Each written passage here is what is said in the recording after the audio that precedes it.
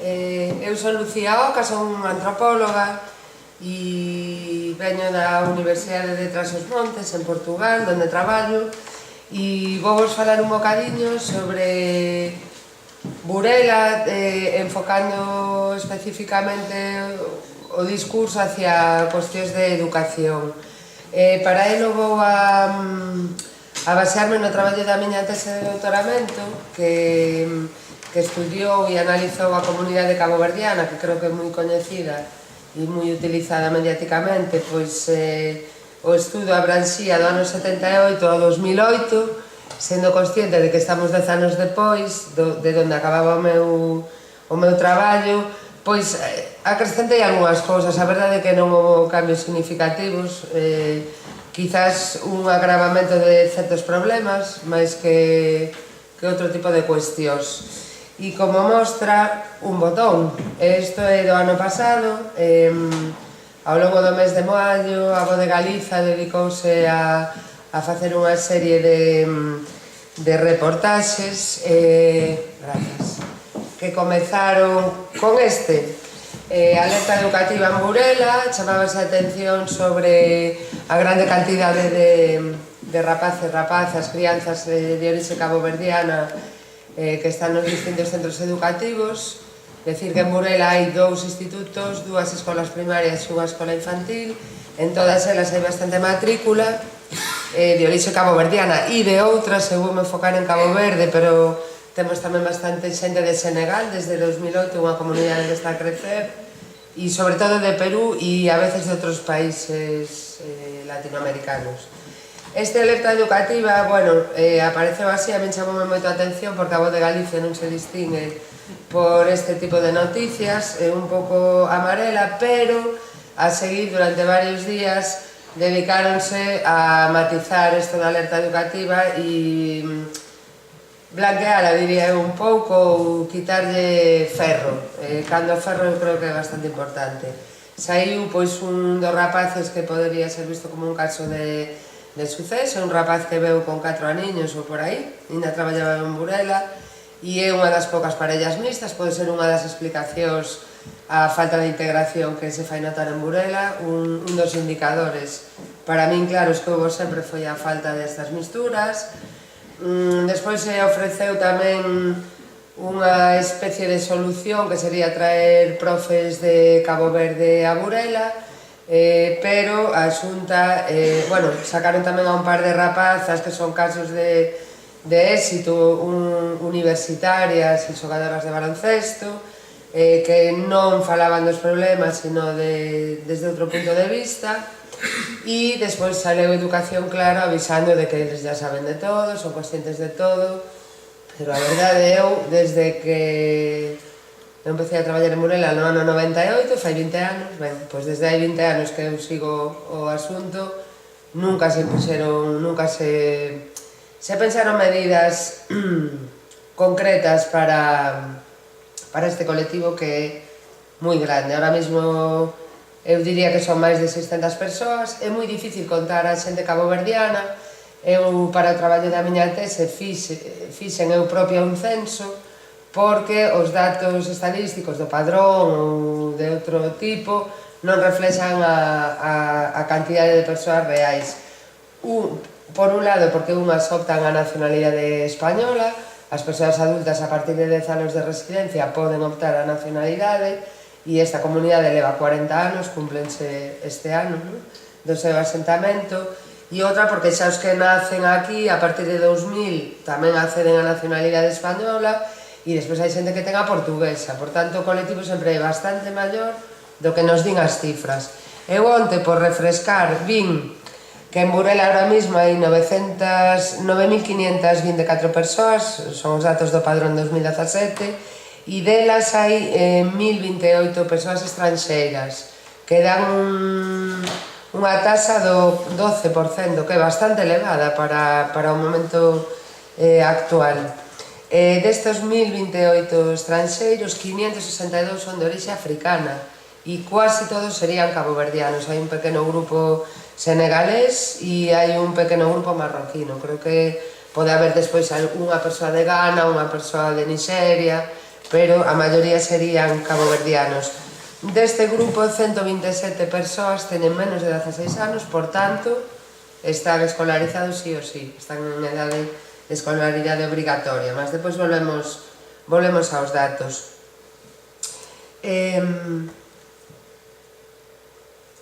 Eu quería comezar un pouco por contextualizar o colectivo caboverdiano e de onde ven, rapidamente, para poder parar máis na parte da educación. Cabo Verde é un arquipélago que se encontra ao oeste de África, enfrente de Senegal, e é un país que foi criado polos portugueses despois de descubrir as illas deshabitadas. É un arquipélago moi parecido ás Canarias, eso que vedes arriba son as Canarias, sería outra especie de Canarias, un bocado máis abaixo, xa no trópico.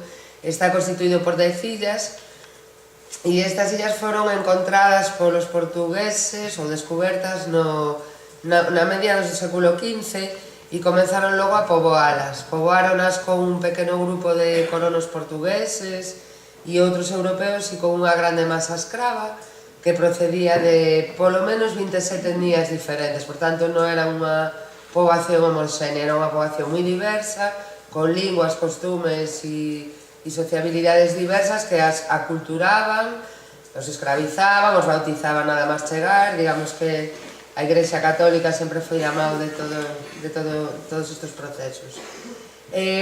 Os portugueses en Cabo Verde intentaron manter unha sociedade segregada racialmente, pero non conseguiron, porque si ben ao principio do poboamento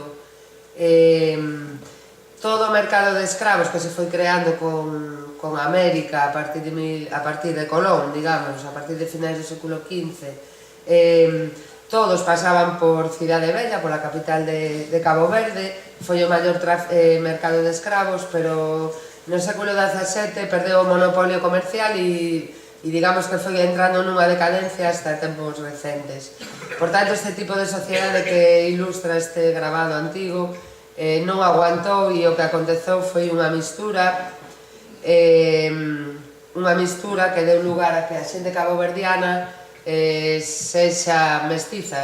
É a primeira sociedade criola do mundo, porque é o primeiro lugar onde os portugueses entraron, en fin, os europeos. Salteime esta, bueno, era para decir que Cabo Verde é un país fondamente católico, que está rodeado ou ten enfrente a países africanos de maioría musulmana, pero Cabo Verde ten esta peculiaridade, non? E isto é algo que tamén fai que a xente caboverdiana sea moi parecida a nós, porque bebemos da mesma raíz sociocultural, non? Para alén do que é a crenza religiosa. E por último, decir que Cabo Verde o nome é un pouco enganoso, porque nin é cabo nin é verde. Aquí mesmo é verde nesta foto, pero o normal é que este así. Cabo Verde sufre de cíclicas secas e está nun extremo do clima que se chama Sahel, que é super seco, onde está o Sáhara e o deserto do Kalahari, e isto ten determinado moito a vida do arquipélago e ten levado a unha mortalidade bestial da súa poboación hasta os anos 50 do século XX. A última gran fome é do ano 47-49, cando estábamos aquí tamén en plena posguerra e en plena fome, e non é hai tanto tempo. Ben, as illas pertenceron a Portugal a partir do 25 de abril, cando, bueno, se produce a independencia. Este é un mapa, xa ten anos, pero nos sirve, é un mapa dun investigador noruegués que tamén traballa sobre as migracións caboverdianas e nos mostra por onde está a población de Cabo Verde. Calcúlase ou estímase que hai máis xente ahora mesmo fora que dentro do país. A xente caboverdiana, especificamente a da illa de Santiago, coa que eu máis teño traballado, que é a que máis está na Mariña, son moi parecidos a nós. Caracterízanse por manter a identidade, para alén do que a nacionalidade, que é outra cousa. A xente caboverdiana costuma reproducir e trasladar e pasar a seus fillos e fillas a lingua e toda unha serie de costumes. Incluso rapaces e raparigas que nacen fora de Cabo Verde conocen moito de Cabo Verde sin ter pisado nunca o seu territorio, non? Conocen os nomes das vilas, bueno, aspectos da cultura varios. Sobre Burela, que irei máis adiante, decir que a xente que está en Burela, bueno, na Mariña, tamén en Foz e en San Cibrao, Cervo, en menor medida, é toda de unha illa, que é a illa de Santiago, é a illa maior, a máis poboada, e é como a Mariña, máis ou menos de tamaño, porque mide 60 de longo e podes calcular que sobre 30 de ancho, 25. E unha peculiaridade da comunidade que veñen de todas esas, esos nomes son nomes de pequenas vilas, aldeas de 1000, 2000, 700 habitantes. Estaría aí a capital, Praia, que xa é unha cidade grande, pero digamos que toda esta xente provén dun lado da illa, da costa máis seca, máis pobre, e que previamente tiñan moita relación, sobre todo a través do mar. Estas son algunhas das vilas, ou para que teñades unha noción de onde veñen as crianzas que depois aparecen aquí nos centros educativos.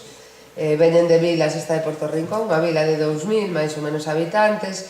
En Cabo Verde a poboación, a metade é menor de idade, por tanto é outra pirámide demográfica, nada que ver con aquí. Moitas destas vilas viven, vedes o extremamente seco que é. Esta localidade, Porto Mosquito en concreto, non ten ni un metro cuadrado de terra cultivável. Probablemente esta localidade creouse por xente que viña das montañas nalgunha das crises de fome e baixaban ao mar, que polo menos comían peixes e crustáceos e o que for, non? Pensade que nunha illa, tempo de fome, a veces morría a mitad da poboación. Nos anos 40 morreron 25.000 de 100.000, que non é pouco, pero a veces morría a metade, un tercio da poboación, pero isto cada poucos anos, e está estudado históricamente, está documentado.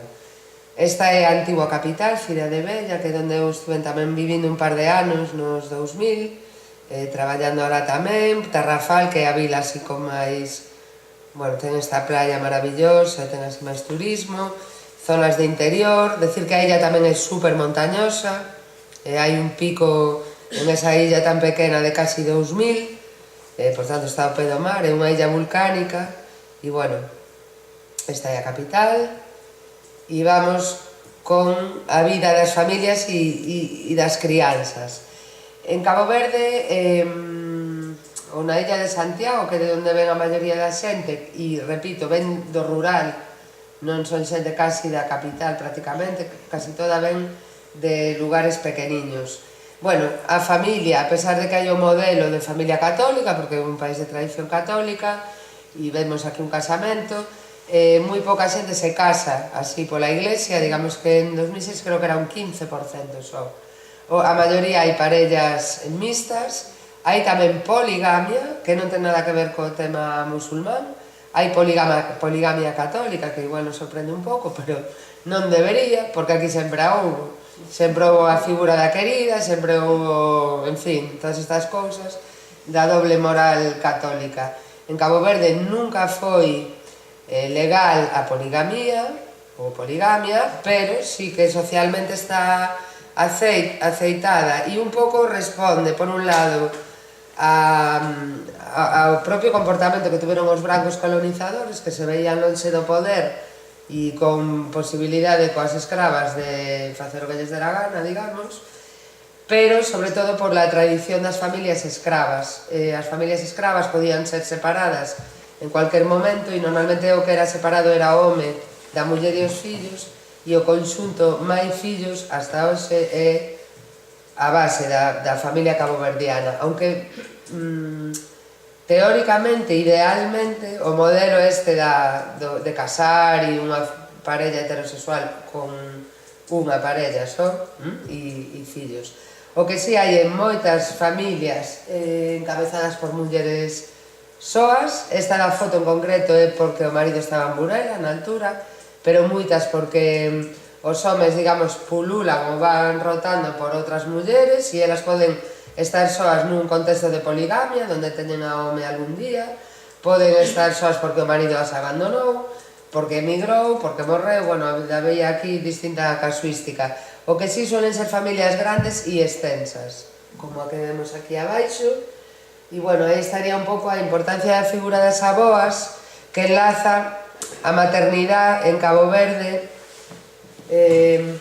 desde a máis tenra infancia, cando xa temos unha certa autonomía, as nenas xa cuidan de nenos máis pequenos, se san irmãos, os veciños, etc. Por tanto, a maternidade é algo que é presente ao longo da vida, e tamén é importante dicir que a maternidade é o que fai a unha muller adulta, ou a unha muller falle que sea considerada muller. Por iso tamén moitas veces hai embarazos moi cedo, incluso aquí, que falarei despois. Bueno, isto sería un pouco a reproducción dos traballos de xénero, todo o tema doméstico, moi parecido aquí, só que unhas condicións moito máis difíceis, non? As mulleres ocúpanse dos cuidados, como en todas as sociedades católicas que se coñecen, non é? Ben, a vida dos nenos e das nenas en Cabo Verde, repito, hai moitos e moitas, non é como aquí, pero eles e elas están na vida, estarían aquí, se estuviéramos ahora en Cabo Verde seguro que había algún cativo por aquí, traballan e participan moito dos traballos de casa, van á escola 4 horas ao día, hai un turno de cedo e un turno de tarde, a escola é universal, Cabo Verde é un país que cando se independizou pertencía ao bloque non aliñado e ao bloque rojo, digamos, ao que non era exactamente soviético, e cultivou axudas tanto do bloque soviético como, por exemplo, dos Estados Unidos, onde hai moitos emigrantes, pero, bueno, o que é o sistema de saúde e educación é universal. É pobre, pero é universal, ninguén se queda fora, especificamente da parte da educación. As nenas e os nenos tamén desde moi pequenos e pequenas participan, pois está unha nena batucadeira que vai coa súa nai e familia, estará nunha boda, e bueno, eles están por ali, son nenos e nenas moi autónomos, que controlan moito pois de cousas que aquí actualmente creo que os nenos e as nenas están moito máis sobreprotegidos. Esta é unha aula de primaria, creo que debe ser de primeiro ou segundo, en Porto Mosquito, son grupos, bueno, unha escola laica, moito máis laica que a nosa, é unha escola mixta, hai lugares na montaña onde esta foto é xa bella, de 2001 creo, onde os nenos e as nenas teñen aínda que recorrer bastante para chegar á escola e o fan sós, en grupo, non? O sistema educativo caboverdiano inspirouse moito no cubano, digamos, tuveron moita colaboración neses anos, os 15 anos de partido único, en Paulo Freire tamén, e, bueno, a pesar do esforzo do Estado, pois aínda son moitas as carencias, digamos, e sobre todo as carencias despois pasan porque nas casas non hai libros, non hai nada que ver con aquí. Lembremos, isto non son as élites de Cabo Verde, que terían outro tipo de escolas seguramente e de casas parecidas ás nosas de aquí, pero nos lugares que eu costumo ir, que é de onde ven a xente caboverdiana de Burela, non se suelen ver libros nas casas, nin material de estudo. Este é un jardín. Aínda así, os nenos e as nenas en Cabo Verde estudan, e moitos despois saen a estudar fora. Cabo Verde sempre ten investido moito en programas como de becas, bolsas, axudas para poder eles sair. Durante todo o tempo do partido único, que foi do 75 ao 91, mogollón de xente caboverdiana saiu a estudar ao bloque soviético, a Rumanía, a Yugoslavia, a Rusia, por aí, que sería xente agora que ten 60 anos ou 50, 60 por aí. A rapazada, digamos, ven moito a Portugal. Eu traballo en Portugal e sei que hai moitos, bueno, xente que ven con 16, 18 anos, e normalmente non suelen ter maior problema, e isto contrasta moito co que acontece cos nenos e nenas que naceron aquí ou que chegaron pequenos, cos nenos migrantes. Estos rapaces, cando veñen a estudiar, veñen adultos, xa teñen a identidade formada e veñen con un objetivo claro, aunque algúns despois abandonen os estudios, polo que sea, e se dedican a traballar.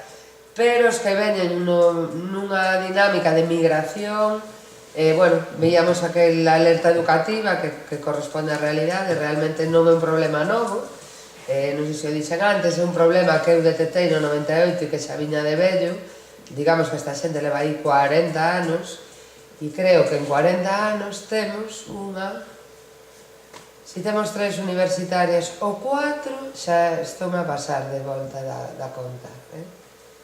Por tanto, ben, este é un grupo, unha turma, como din eles, de primeiro ou segundo de XB, coa súa profesora. Están na porta da escola, vedes que é un grupo máis ou menos de número, como aquí, mixto, bueno.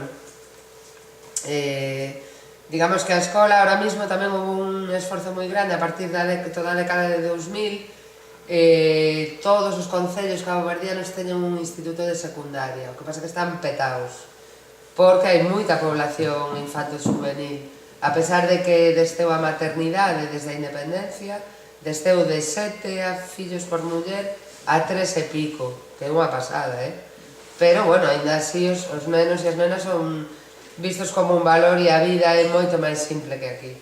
Aunque sean máis pobres, tamén son máis simples, non necesitan tanta parafernalia para ter fillos. Bueno, como chega esta xente a Burela? Alguén o sabe?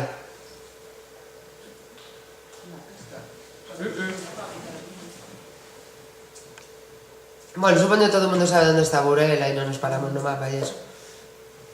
Ben, existe a idea de que viñeron ao mar. Non, ao mar entraron despois. Eles, e en este caso eran eles masculinos, viñeron a construir a Lumina. E así moi rapidamente contar que os caboverdianos hasta o 74 podían vir a Portugal, porque eran portugueses de ultramar, de segunda, pero portugueses. E durante o final dos 60 aos 80 houve un éxodo enorme en Cabo Verde. É a época de maior saída de xente. A xente viña a Portugal porque era a donde tiñan acceso de chegada, e Lisboa naquela altura era un lugar que se convertiu nunha placa xiratoria desde onde iban a outros países. Claro, España e Portugal, principios dos 70, estábamos saindo máis a nos tamén. Por tanto, non eran lugares promisores ni atraentes, pero había un tapón aí no Pirineo. Fun encontrando cousas moi interesantes. Sería o que hoxe o Estreito de Gibraltar antes estaba no Bidasoa. Morrían 100 persoas ao ano afogadas no ano 73 ou 4, tiña un recorte por aí do ABC. Desas 100 persoas a metade eran africanas, negras, probablemente caboverdianas. Ao mesmo tempo aí confluían tamén toda o fluxo que viña do Magreb para Francia. E eu, por historias de vida que teño feito coa xente máis maior caboverdiana, aquelo era ben interesante. Hai algúns traballos, eu fun encontrando máis traballos feitos en Portugal, porque aí confluían todo o fluxo portugués que traía caboverdianos e tamén algún angolano ou así, pero sobre todo caboverdianos, o fluxo galego, que tamén e de outros lugares españoles, e o fluxo tamén do Magreb, por tanto, aquelo. E aparte, ao mesmo tempo, era cando ETA, era antes de morrer Franco, estaba en Francia en travesaía, ao mesmo tempo había contrabando, en fin, que aquelo debía ser así interesante, como lugar de encrucillada, non? Bueno, pois moitos caboverdianos acabaron non podendo pasar a Franza, e acabaron metidos en empresas de construcción civil grandes no Estado español, e estuveron en sitios tan pouco desenvolvidos como Andorra, en Teruel, como, por exemplo, que é así a periferia da periferia, e Burela tamén era un pouco algo así. Construíron tamén un pantano en Berga, o que lle dá de beber a Barcelona ainda hoxe, outro pantano en Cedillo, en Cáceres, o sea, andaban en grandes obras, e no medio desto apareceron na Mariña, e foron vindo por oleadas coas distintas empresas. Que pasou? Que o traballo se foi acabando, Eles normalmente se iban para outros lugares a buscar outro traballo, pero a abertura da fábrica da Lúmina provocou aí un cambio moi grande na Mariña, e moita xente que estaba no sector primario, na agricultura e sobre todo na pesca, pasouse a fábrica, que teñan moito mellores condicións de traballo, de salario, etc. Entón quedou de repente un vacío aí no porto de Burela, que estaba en plena expansión tamén. A pesca levaba un par de décadas en grande desenvolvimento, e foi casi unha casualidade que dous caboverdianos foron á campaña do Bonito do 78 e aí volveu a empezar un pouco todo, porque hasta ese momento eran homes e vivían como podían. Naquela altura casi nadie vivía en Burela, vivían en Nois, vivían en Cangas, en San Cibrao, e só é a partir do 78, con esta inserción na pesca, que se van a estabilizar, se van a asentar. Por tanto, é a pesca que determina o nacemento da comunidade, aunque eles inicialmente viñeran para construir a fábrica. A partir do 78, todo o que pasou co sector pesqueiro determinou tamén o que pasou con esta comunidade. Hasta o ano 2005, o único nicho laboral dos homes caboverdianos adultos, e a partir dos 90 tamén dos rapaces de 16 anos, foi a pesca de altura, que é moi peculiar. O mundo tamén crea unhas relacións familiares moi peculiares. Cando eu cheguei a Burela a traballar tamén no 78, non se sabía nada nin de cantos eran, nin de cando viñeran, nin por que viñeran.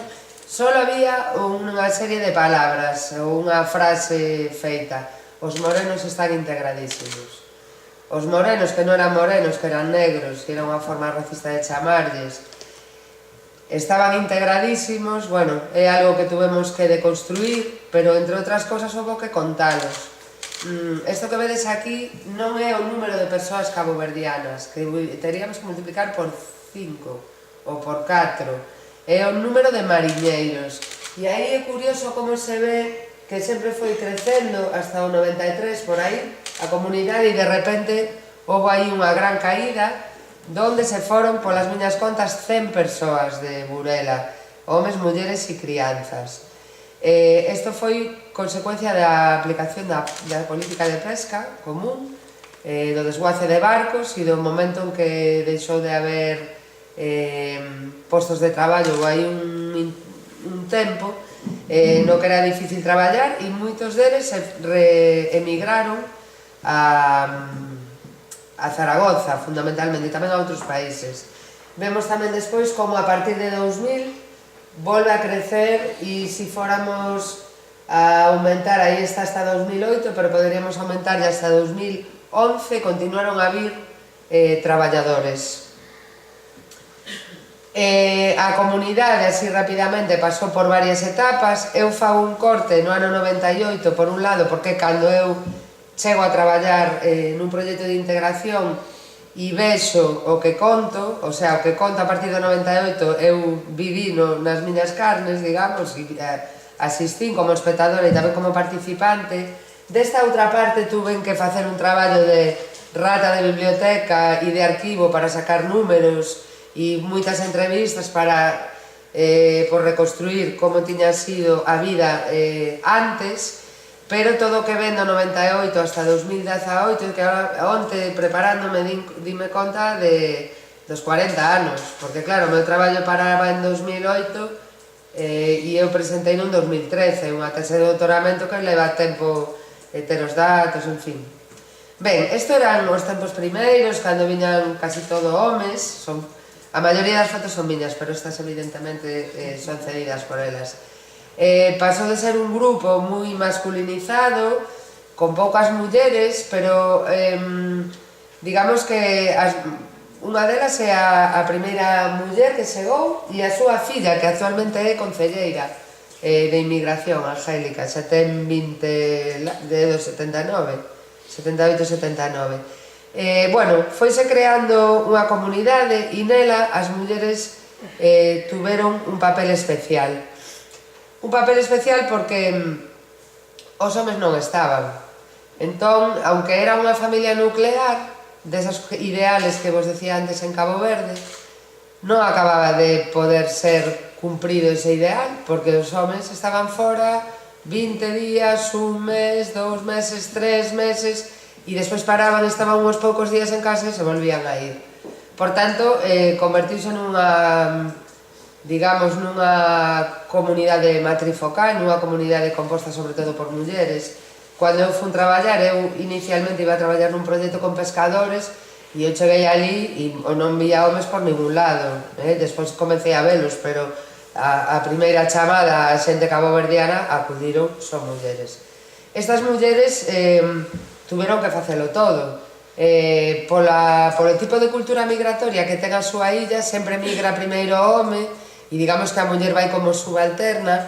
É unha das partes que descubrín na tese. Só migraban as mulleres que estaban casadas e os homes, como din eles en criolo, as mandaban buscar como se fora unha maleta. A forma de decirlo é un pouco así, no? Da muller como xeto, como complemento do home.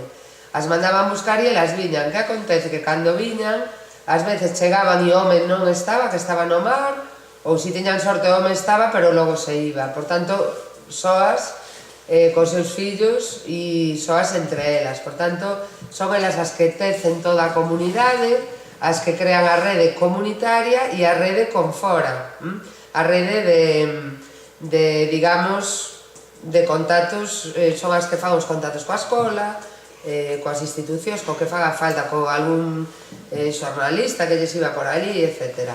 Elas, por tanto, organizan a vida comunitaria, este traballo nas hortas, traballo comunitario, cos crianzas, e acostumanse a ese papel da espera, ese papel da muller de mariñeiro, que tanto conocemos na nosa zona, que é un papel ambivalente, porque ten cousas malas, porque está soa, pare soa, morre alguén e teu marido non está, non podes... Ahora, cos barcos hai hasta internet, pero daquela, hasta temos moi recentes, non sabías nada de él hasta que volvía nin el de ti, e iso é duro. Eu creo que é o máis duro. Eu fui compañeira dun destes homes durante 14 anos. Para min, personalmente, o máis duro era o de non saber, non poder decir, hola, estás ben, 3 minutos, vaya, tampouco pedía tal, pero e logo para elas era difícil porque eu me teño buscado a vida, teño conseguido o número de fans do barco e por aí, pero para elas era moi difícil este tipo de cousas. Ese papel da espera que ten esta parte negativa tamén ten unha parte positiva, que estaban liberadas dos mandatos de xénero. Un dos mandatos fundamentais do xénero é servir ao marido e ao home, e como o home non está, pois eu teño máis liberdade. E eu isto descubrino enseguida cando cheguei aí a traballar. Elas tiñan disponibilidade para ir a cursos, para participar en actividades, ahora vos mostro. Pero hasta esa altura, que era no 98, elas tiveron moitos problemas. Un dos graves tamén tiña que ver co seu estatuto legal. Elas non podían traballar legalmente porque viñan como reagrupamento familiar, reagrupadas polo marido. A veces viñan irregulares, pero aquí sempre se conseguían legalizar, aí antes de final dos 90. E o seu documento, por detrás, decía dependente de fulano de tal, que era o marido, non autoriza a trabajar. Elas sempre traballaron, pero sempre traballaron en negro, ou traballaron de forma irregular, clandestina, por tanto non van a ter capacidade de acabar de cotizar para ter a xubilación, por exemplo, as maiores, non teñen anos suficientes, nunca estuveron cubertas por doenzas, partos, maternidades, cero, así as bravas. Esta é unha foto que me pasaron elas tamén da comunidade no ano 85. Eu calculei que no ano 93, antes de que se fora aquel grupo de FEN, estarían sobre os 250, foi o maior pico, hasta os anos 2000. Aquí vemos un pouco ese papel das mulleres, é unha mesa electoral, como Cabo Verde ten tanta emigración, donde hai comunidades hai unha mesa das eleccións, todo mulleres. Isto sería impensable na illa deles, donde, bueno, as mulleres son moi poderosas, pero estes papéis de representación social non serían delas. Hai algunhas que sí, pero bueno, en todas as outras comunidades caboverdianas do Estado español, por exemplo, a que nos queda máis perto, que é Benvibre, ao lado de Ponferrada, non hai ninguna muller na asociación, na directiva, é así o contrario, non? En outros lugares pode haber algunha, pero aquí o de Burela é así un caso excepcional. Decíamos que nos anos 90 houve falta de traballo e houve unha saída de moita xente, pero houve tamén outro feito que eu creo que é relevante, que foi, que houve unha familia que vendía droga, como tantas outras que non eran caboverdianas. Só que, sendo caboverdianas, estaban un pouco no foco, e neste caso ao progreso da altura, madre mía, vaya titulares, este non é o peor, desde logo. Creo que escribiron cousas e en primeira página que nunca hoxe se escribirían, sobre menores e cousas así, pero ni era un clan, ni eran narcos. Esa forma de racista de utilizar a linguaxe, pensamos nun clan, estamos a pensar en África ou en xitanos, e pensamos en narcos, estamos a pensar en Ouviña, non nunha familia que vende menudeo. Son cousas distintas, é un delito, todo ben, pero non é o mesmo. Bueno, isto deu pa moito, isto foi no ano 94, no inicio desa ida, e houve outra segunda no 96, que eu cheguei no 98, si. No 98, cando eu cheguei, había moito discurso de que esta xente estaba nas drogas, cando fora unha familia, e cando había 40 familias traballando, como diría Antonina de Cangas, como negros, máis negros dos que eran, traballando no mar, traballando nas limpezas, en fin, moi injusto. Isto é unha mostra de racismo como tantas outras que poderíamos sacar. Bueno, nesto eu chego, e non me vou parar aquí, pero eu chego no 98 con un proxecto para mariñeiros, encontro as mulleres, me di, non temos traballo, nós non podemos formarnos porque non podemos apuntarnos no INEM, nosos fillos non ten nacionalidade, despois de que a concelleira de Servicios Sociais me dixera que os morenos estaban integradísimos. Claro, só había que ir falar con eles. Non se sabía cantos había, non había ni unha soa familia usuaria dos Servicios Sociais, vamos, era un escándalo, a falta de integración aquí no 98 era de libro.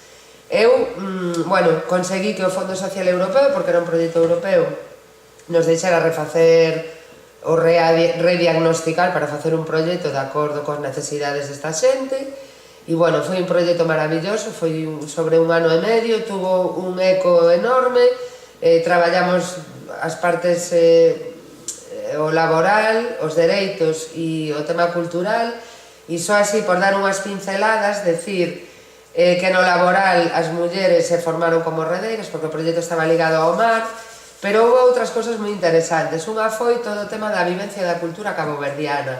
Eu dime conta, así, nos primeiros meses, de que toda a comunidade caboverdiana se relacionaba entre ela, todos os nenos e as nenas, menos igual un ou dos, falaban criolo, estaban completamente enculturados na cultura caboverdiana, pero todo isto era de portas adentro das casas. A cultura caboverdiana en Burela non se conocía en absoluto. Eles tiñan hasta receo de sacala porque pensaban que non iban a ser ben vindos, digamos. Aí houve un traballo moi grande que pasou, por exemplo, por traer ao cónsul de Cabo Verde, que este home de aquí na esquina, por primeira vez se soubo que Cabo Verde era un país que tiña representantes, que incluso había un consulado en Madrid.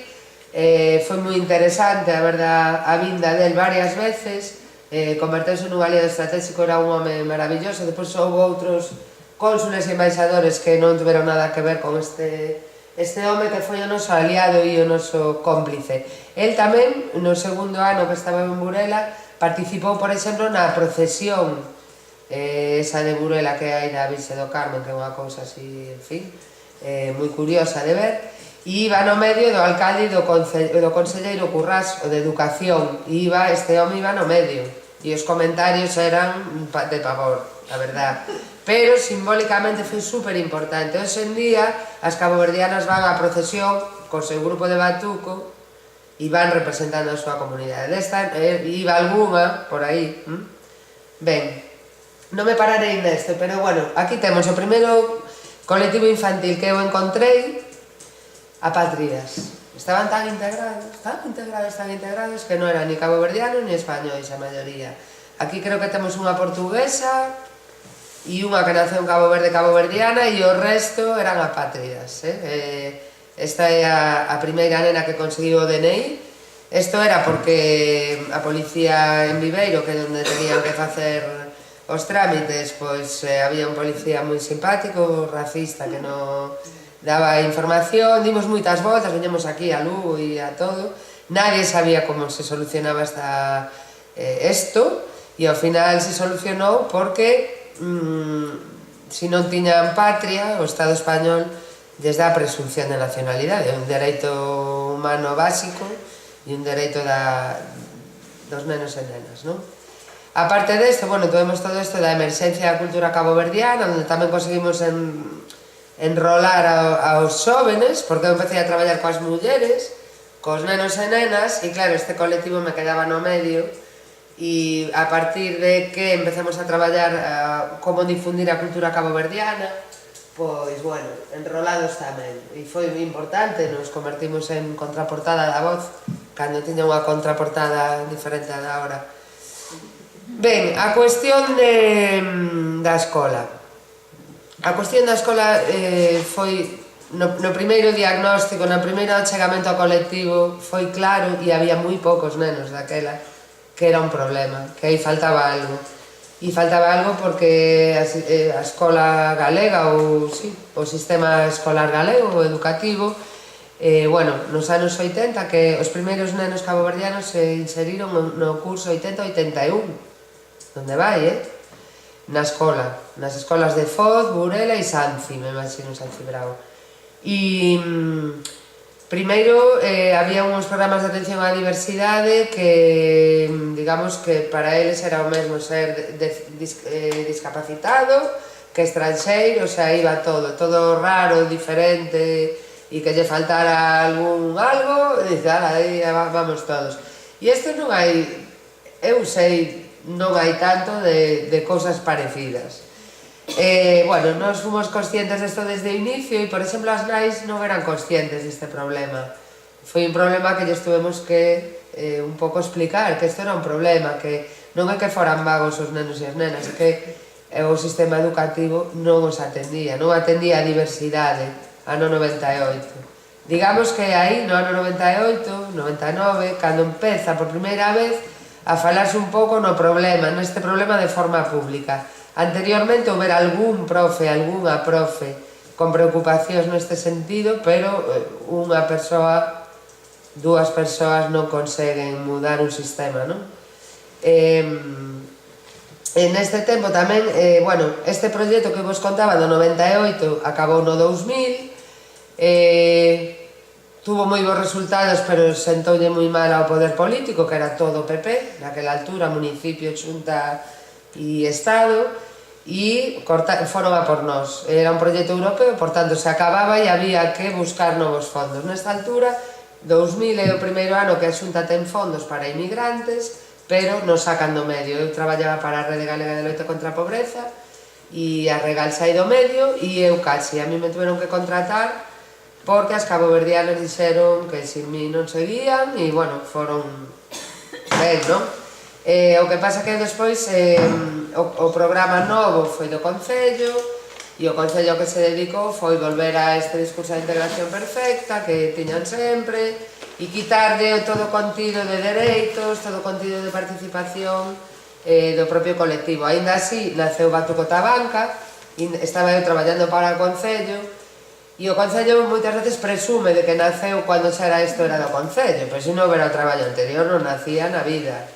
O Batuco estaba ali, elas estaban ali, por que non naceu antes? Bueno, naceu cando se deron as condicións, non? E que fomos traballando e que estuvemos moitas horas a traballar xuntas e iso sí que fixo emerxer este grupo. A partir de aí, 2002, eu fume en 2001, a mediados, volvemos a la integración modélica. E isto da integración modélica, que é un mito, tanto ten servido para non facer políticas, non ser crítico, non ter unha análise crítica dos problemas e necesidades que esta xente ten, sino tamén para eles mesmos, as persoas que os representan, convencelos de que así é, e invitálos a que vayan a contar esta historia. E por outro lado, isto ten tamén unha consecuencia no sistema educativo. A partir do ano 98, cando eu chego e está este programa, sobre todo a partir de 2000-2001, volven a chegar caboverdianos. Nos 90 tiñanse ido moito, e aquí se triplica a comunidade en 10 anos. Triplicar. Con xente que ven dalo, non que nace aquí, a maioría ven dalo, e ven tanta xente maior como nenos e nenas. Podedes velo aquí. Estes son chegadas desde Cabo Verde entre 98 e 2008. En 2008, 74 persoas. En 2007, 67 persoas. 46, 49 persoas.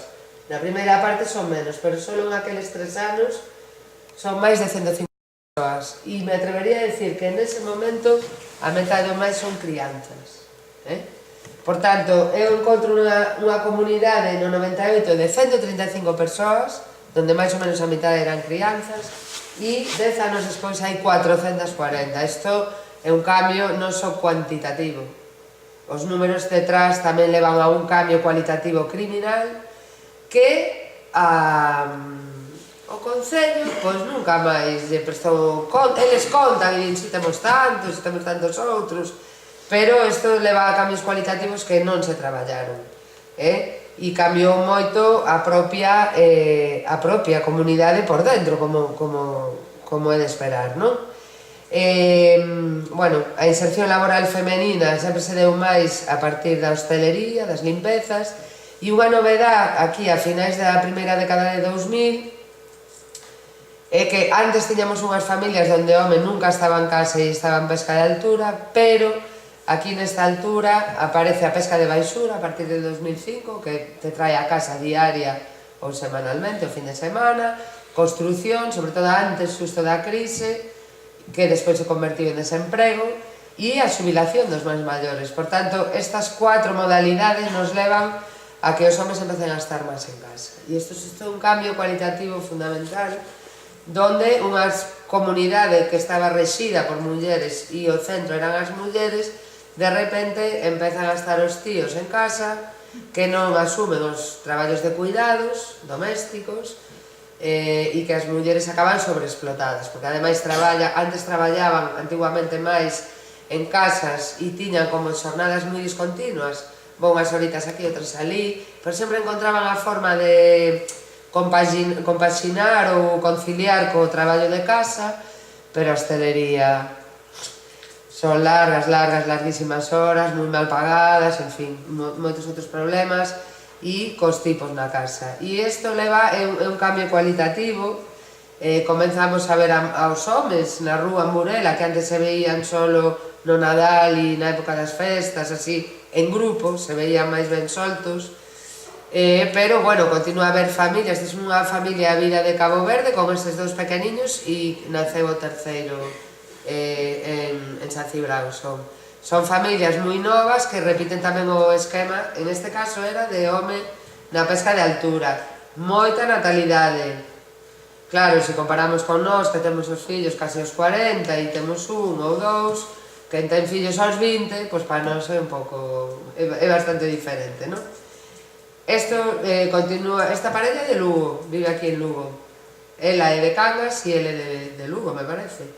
Esta é unha familia, curiosamente vive aquí en Lugo, pero non é algo normal, máis ben casos excepcionais.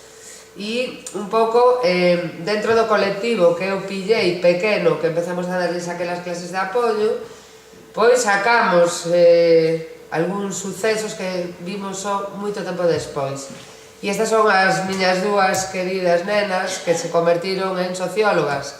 Bueno, unha falta de algo, porque se está dedicando a escribir poesía e a moitas outras cousas, e a outra ten a súa tese de máster no Máster de Migracións de Coruña, ten traballado precisamente esta temática da escola. Frente a rapazas que un pouco, digamos que son máis, estas serían as maiores, as maiores que ou naceron aquí ou se criaron nos 90, que chegaron á universidade, que algunhas, e que un pouco presentan novos modelos de muller, ou son máis parecidas ás rapazas de Burela, non caboverdianas. Os rapaces siguen aferrando moito máis aos privilexios masculinos, claro. Entón, bueno, é un pouco o mesmo que nos pasa na sociedade en xeral. As mulleres avanzamos, entramos en outros ámbitos e os homes se resisten a entrar no ámbito dos cuidados, sobre todo, e na perda de privilexios. A comunidade ahora mesmo é moito máis grande e onde había un grupo de batuco ahora hai dous.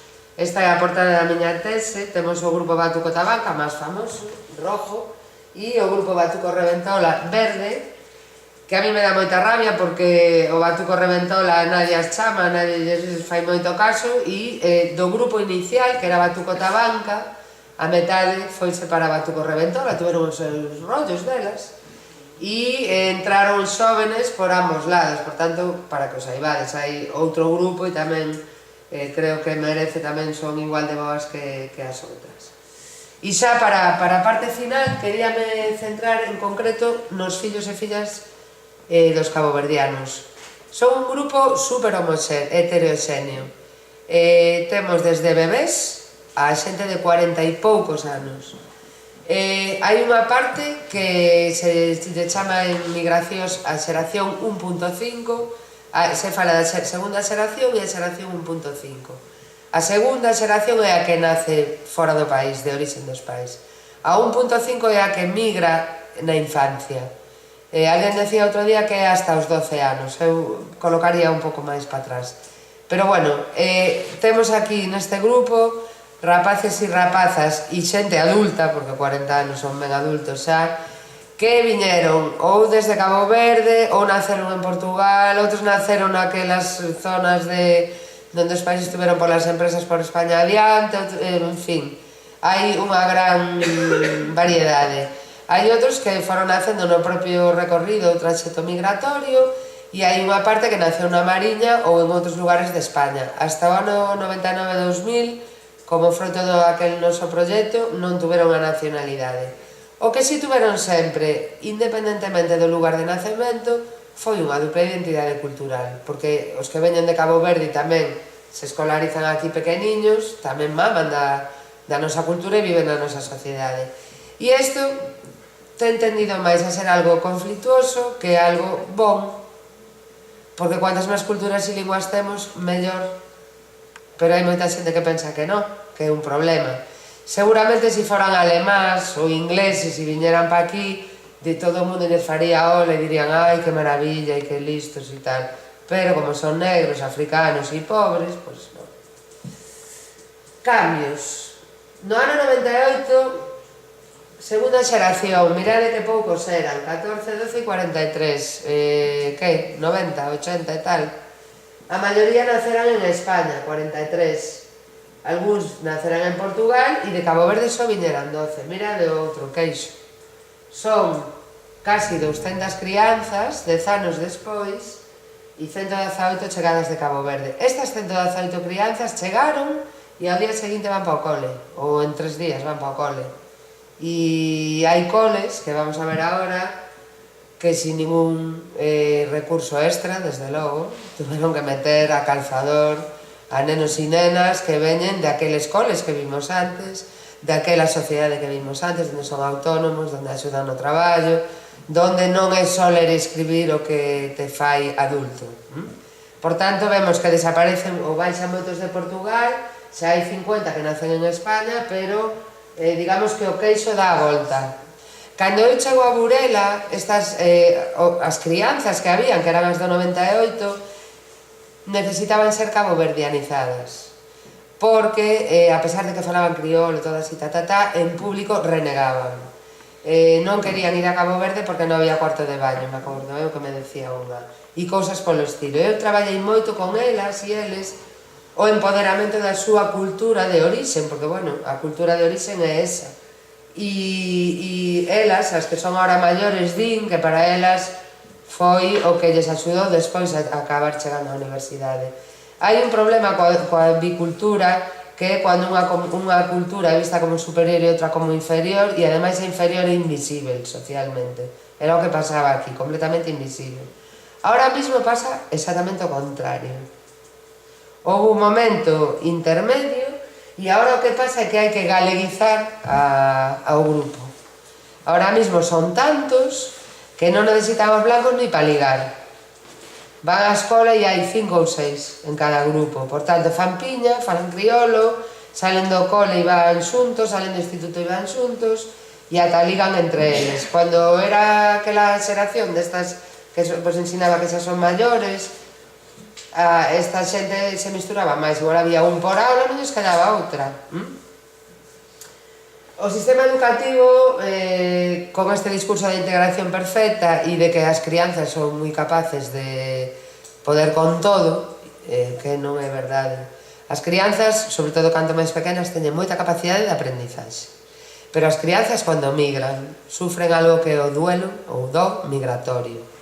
O do migratorio tamén o sufren as persoas adultas e a veces entran en problemas do foro psicolóxico. Pero as persoas maiores saben por que veñen. Saben a que veñen. Os nenos non. Para os nenos é super duro.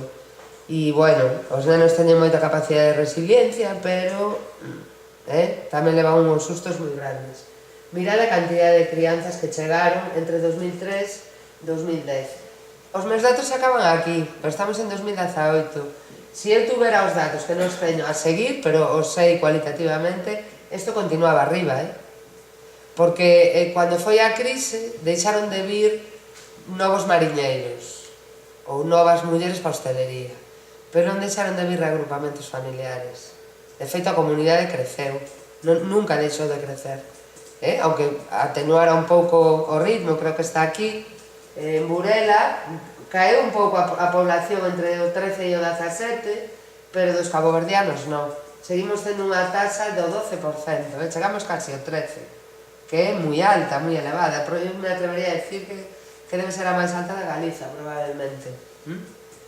Ben, por tanto, a escola sempre foi unha especie de prisión para estas crianzas. Hai toda unha serie de problemas. Un deles pasa pola falta de apoio á diversidade, por algo que é fundamental. Estas crianzas son negras, ¿sí? Donde temos negros nos libros de texto? Que figuras negras se conocen na nosa sociedade? Cero referentes positivos. Os referentes destas crianzas son pai mariñeiro e nai limpiadora ou hosteleira, non hai máis. Entón, pois é algo moi importante que non se ten feito. Estaría o problema tamén das propias familias.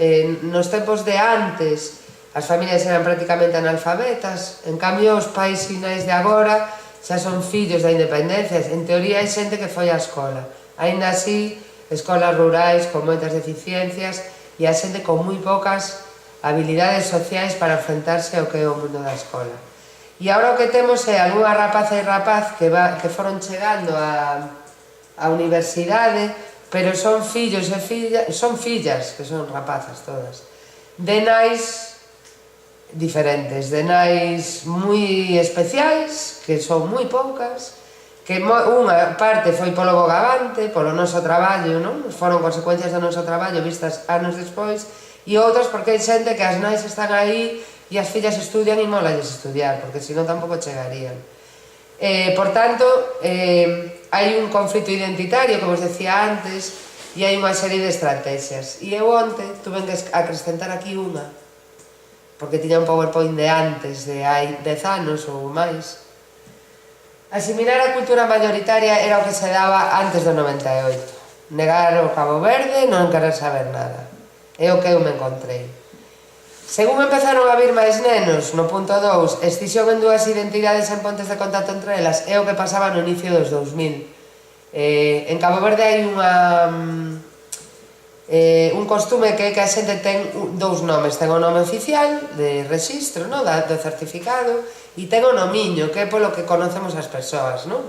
O nomiño, eles cando iban á escola en Burela, ni un quería que lle utilizaran o nomiño, entón guardaban o nomiño para casa ou para relacións de amizade, pero no cole querían ser o nome oficial.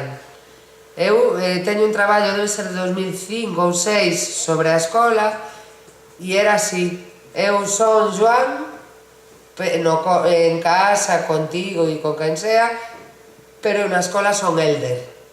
Elder é o que aparecía aquí como a moza nas primeiras diapositivas. É un deses rapaces que ten éxito no fútbol, pero na escola non. Non houbo suceso porque durante todos eses anos que chegaron tantos nenos, cero recursos destinou a educación. Tuvemos un goberno bipartito que foi unha esperanza, cero recursos destinados a educación.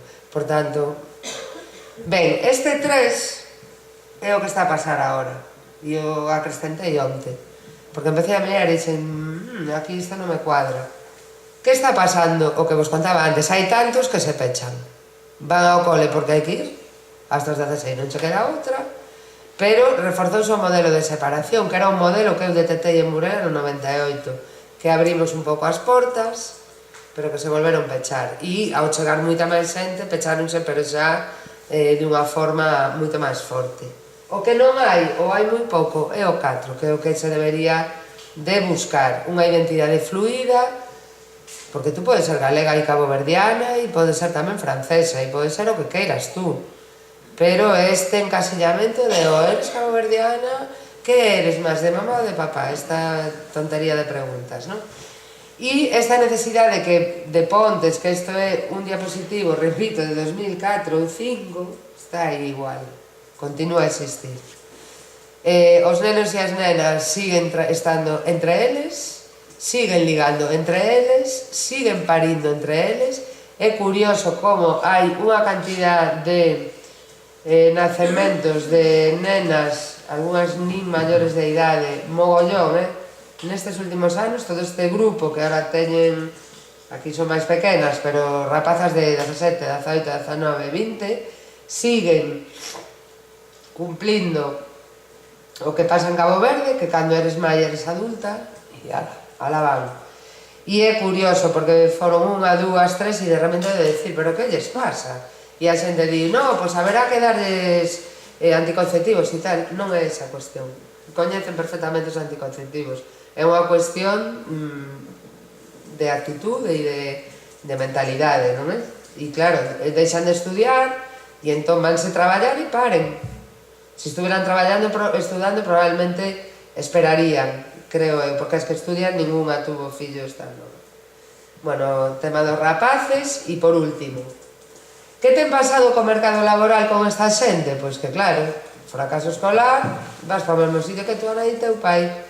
Isto tamén é unha diapositiva de final desde principio de 2000 e aí está, porque é igual. É moi difícil romper o círculo e o fracaso escolar influe en que se reproduzca o mesmo tipo de oportunidades laborais. Mais, repito, porque existe o racismo tamén. Pero hai, que teñamos aí a cuestión do xénero, unha serie de diferenzas. Cando eu cheguei, os rapaces estaban empezando, ou levaban pouco tempo, inseríndose na pesca de altura, con 16 aniños. Aos 14 abandonaban a escola, sin graduado, ningún. Pasaban 2 anos aí de ninis ou algo así, iban ao parvulario a ver se sacaban o graduado por medio adultos ou tal, e aos 16 pa'l charco.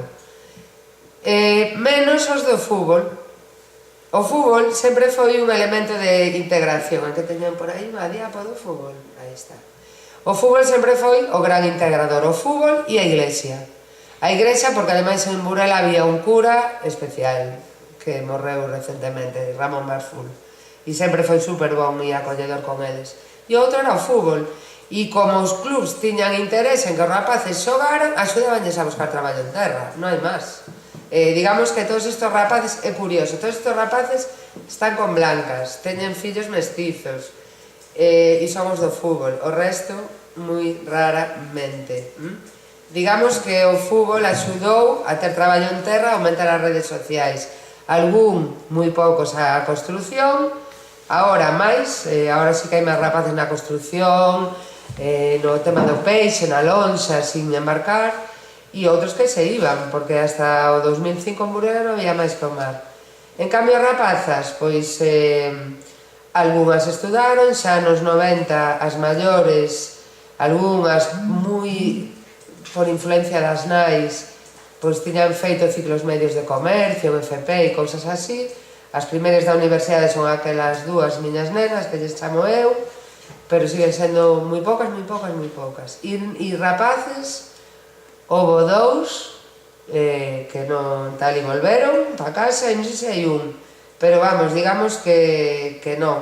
E, bueno, con este mogollón que chegou de Cabo Verde, xa temos un grupo de adolescentes enorme, de 60 e tantos adolescentes aí ahora mismo, dos 14 aos 20, vamos a poñerlle, e, bueno, se dedican elas a hostelería. Si vades a Burela, eu hai pouco, porque agora non vivo en Burela, fun a un día que había teatro, fun a un bar grande que hai na Praza da Mariña, que é o centro, e ali non hai brancos. Agora, eles non teñen bares propios, é curioso.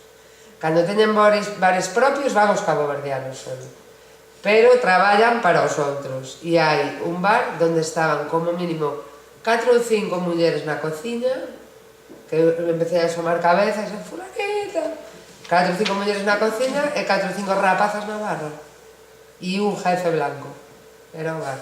Che, un bar grande, da praza. Por tanto, para acabar, bueno, algunhas frases destas dúas rapazas que maiores que estudaron socioloxía.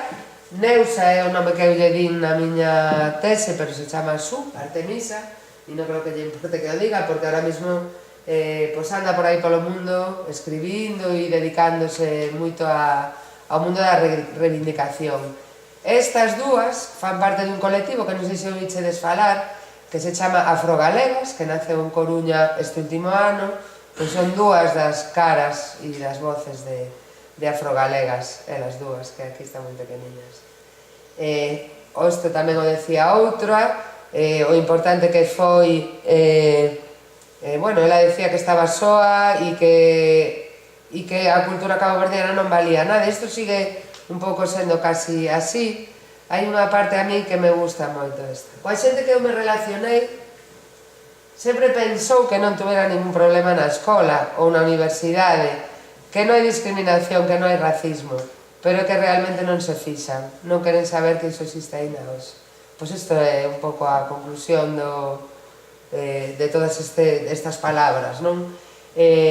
As autoridades educativas pasan de todo, e, bueno, un monumento había que facerlle a bastantes ou varios profesores e profesoras.